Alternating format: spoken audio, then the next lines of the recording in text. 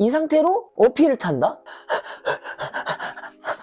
그냥 뒤로 나가 자빠지는 거예요. 그냥 맛이 가면 그냥 마탱이 가버리는 거예요. 안녕하세요 여러분, 진우돌입니다. 자, 오늘은 자전거에서 가장 중요한 복식 호흡에 대해서 알려드리겠습니다. 복식 호흡은 단순히 숨을 쉬는 것 그 이상으로 체력 관리 또는 체력 회복 또는 지구력 향상에 도움을 주게 되는데요. 초보자들도 쉽게 따라할 수 있도록 설명하게 드릴 테니까 꼭 끝까지 시청해 주시길 바라겠습니다. 자, 그럼 렛츠고! 여러분, 복식 호흡은 배로 숨 쉬는 겁니다. 말 그대로 배로 숨을 쉬는 건데요. 반대로 흉식 호흡 같은 경우, 일반적으로 저희가 많이 사용하는 호흡법이죠. 가슴으로 숨을 쉬게 되면 호흡이 짧고 얕아져요. 그렇기 때문에 산소 섭취 자체도 적어지기도 하고 산소 흡수율 자체도 좋지가 않습니다. 근데 반면 복식 호흡 같은 경우는 깊고 길게 천천히 호흡을 좀 많이 마시기 때문에 산소 자체도 많아지기도 하고 산소 공급 자체도 많이 할 수밖에 없게 되겠죠. 복식 호흡과 흉식 호흡에 대한 차이를 한번 보여드릴 건데요. 흉식 호흡 같은 경우는 호흡을 이렇게 하게 됩니다.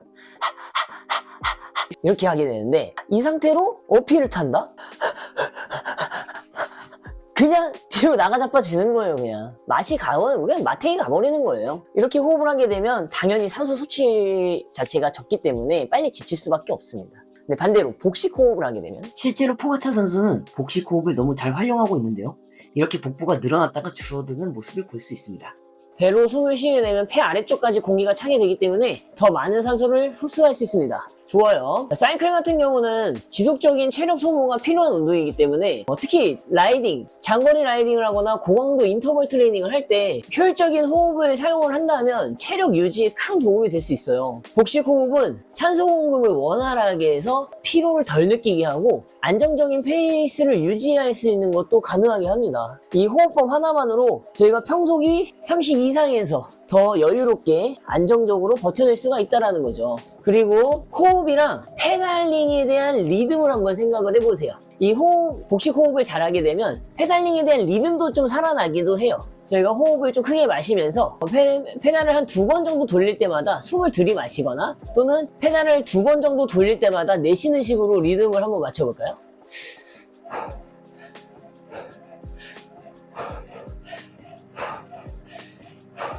러닝에서도 이런 호흡법을 좀 많이 이용을 하기도 하지만 러닝뿐만 아니라 사이클도 장거리 운동인데 이런 리듬을 태워주면서 운동을 한다면 조금 더 일정한 힘을 줄 수도 있고 일정한 페이스를 유지를 하면서 운동을 할 수가 있습니다. 근데 이거는 사람들마다 조금씩 차이가 있어요. 2번 들어 마시고 2번 내쉴 때마다 페달을 이렇게 하는 사람들도 있고 아니면 2번을 마시고 1번을 세게 뱉는 사람들도 있고 이거는 개인의 스타일에 맞춰서 해주시면 될 것 같아요. 자, 다음은 복식 호흡하는 훈련 방법에 대해서 알려드릴게요. 일단은 집에 있는 이런 수건들을 한번 이용을 해주시면 됩니다. 수건을 이용을 할 때에는 지금 보이시는 이 모서리와 같은 쪽의 모서리 말고 대각선 반대편에 있는 모서리를 이렇게 잡아주십니다. 이렇게 잡아놓은 상태에서 제 배를 한번 감싸보도록 할게요. 이렇게 감싸서 서로 크로스해서 이렇게 X자로 만들어서 잡아주게 됩니다. 저보다 배가 조금 더 나오신 분들 같은 경우는 조금 긴 기장을 가지고 있는 수건을 이용을 해주시는 것도 하나의 방법입니다. 그리고 제가 호흡법을 연습을 할 때에는 최대한 코로 먼저 마시는 연습으로 해주시고요. 그 다음에 코랑 입을 같이 한번 사용해 주시고요. 그 다음에 저희가 운동을 하고 라이딩을 고강도로 하게 되면 결국에는 구강호흡을 할 수밖에 없습니다. 그렇기 때문에 이 입으로써 호흡을 하는 연습도 계속적으로 반복적으로 바꿔가면서 해보도록 할 거예요. 우선은 의자나 편한 곳에 앉아주시고요. 저희가 X자로 꼬아놓은 이 수건을 약간 타이트하게 당겨줍니다. 이때 호흡을 뱉어주면서 같이 수건도 움직여지는 게 느껴질 거예요. 복부가 줄어들면서 수건이 조여지는 느낌이 들게 될 거예요. 쭉 뱉어주시고 숨을 코로 들이마시면서 복부에 호흡이 차오를 수 있도록 한번 밀어볼게요.